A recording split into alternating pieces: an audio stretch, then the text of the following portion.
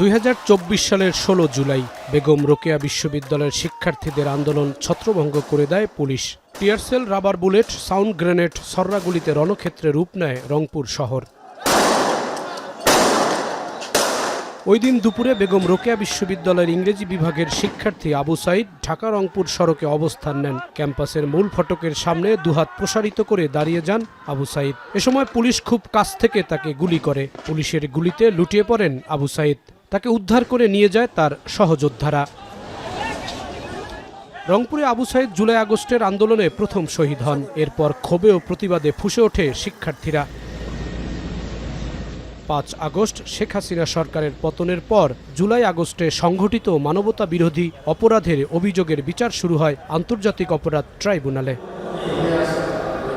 চলতি বছরের 13ই জানুয়ারি আবু সাইদের ভাই রমজান শেখ হাসিনাকে প্রধান আসামি করে 25 জনের বিরুদ্ধে একটি মামলা দায়ের করে। প্রায় 6 মাস তদন্ত শেষে 30 জনকে আসামি করে প্রতিবেদন দেয় আন্তর্জাতিক অপরাধ ট্রাইব্যুনালের তদন্ত সংস্থা। সোমবার বিচারপতি নজরুল ইসলাম চৌধুরীর নেতৃত্বে 3 সদস্যের ট্রাইব্যুনাল 2-এ তদন্ত প্রতিবেদন দাখিল করা হয়। শুনানিতে চিফ প্রসিকিউটর আবু সাইদের হত্যার ঘটনা তুলে ধরেন। তার শুনানিতে সকল হত্যাকাণ্ড মানবতা বিরোধী অপরাধের পেছনে শেখ হাসিনা সাবেক স্বরাষ্ট্রমন্ত্রী, সাবেক আইজিপিকে নির্দেশদাতা হিসাবে তুলে ধরেন। তবে আসামি হিসাবে 30 জনের মধ্যে তাদের রাখা হয়নি। পরে পলাতক 26 আসামিকে গ্রেফতারের নির্দেশ দিয়েছেন ট্রাইব্যুনাল। পরবর্তী শুনানি 10 July. Hire Google TV, endless color, smart living.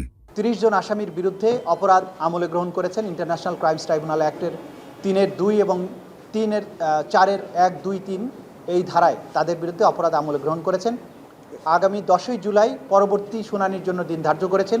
ওই দিন যে 4 জন আসামি গ্রেপ্তারকৃত আছে তাদেরকে গ্রেপ্তার দেখানো পূর্বক তাদেরকে উপস্থিত করানোর জন্য জেল অথরিটিকে নির্দেশ দিয়েছেন এবং বাকি যে 26 জন আসামি আছে তাদেরকে গ্রেপ্তার করে ওই তারিখে হাজির করার জন্য আইন শৃঙ্খলা রক্ষাকারী বাহিনীর প্রতি নির্দেশ দিয়েছেন। সেই দিন আসামিদের উপস্থিতির পরে বিচারের জন্য যে স্বাভাবিক কার্যক্রম সেটা গৃহীত হবে। যদি সকল আসামি গ্রেপ্তার করা না যায় তাহলে পলাতক আসামিদের ব্যাপারে স্টেট ডিফেন্স লয়ার নিয়োগ করার জন্য আদালত আদেশ দিতে পারেন এবং তার মাধ্যমেই আনুষ্ঠানিক বিচারের যাত্রা শুরু হয়ে যাবে। গ্রেফতারকৃত 4 জনকে এই মামলায় গ্রেফতার দেখানো হয়েছে। চিফ প্রসিকিউটর জানান, ট্রাইব্যুনালের বিচার কাজ চলবে তার নিজস্ব গতিতে।